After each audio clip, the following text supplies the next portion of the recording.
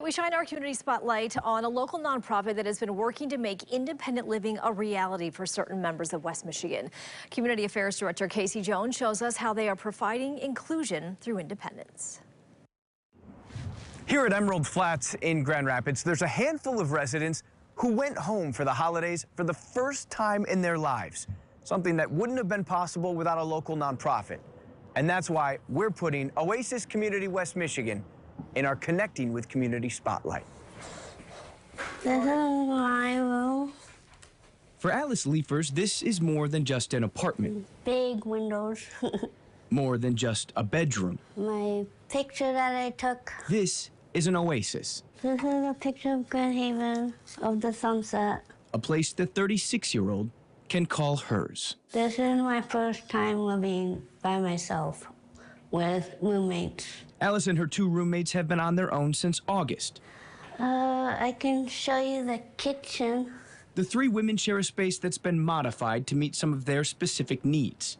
My roommate and myself both use power wheelchairs, so it's nice that they're open on the bottom, but we can roll up and make our own meals. It's an independence made possible by Oasis Community West Michigan.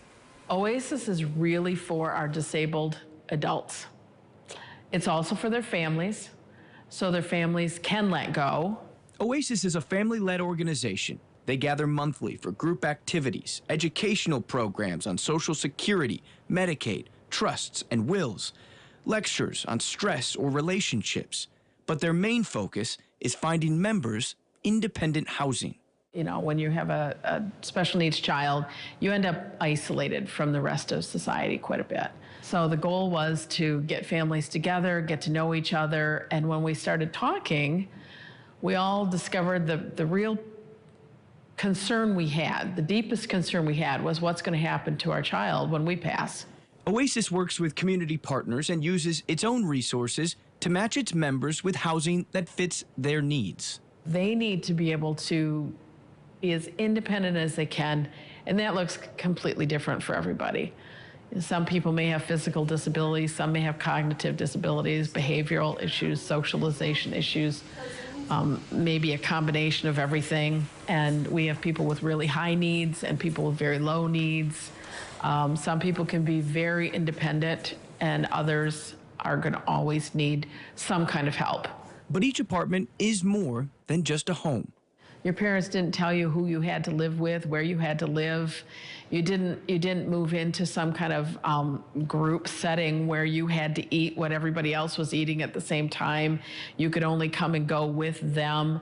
So why should our kids be put in that kind of a situation? They should be able to express their wants and wishes and desires and then be able to live them just like we are.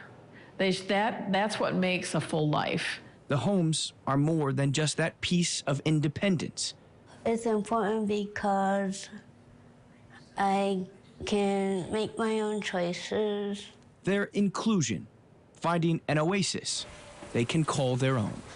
Yeah, we've reached that point right now that we're very positive and upbeat because we see some really good progress.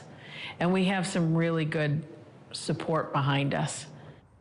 The greatest need for Oasis West Michigan right now is awareness. If you or someone you loved could utilize their programs or is looking for an independent living option or you just want to volunteer, head over to woodtv.com to learn more about how to get involved with them. For News 8, I'm Casey Jones, Connecting with Community.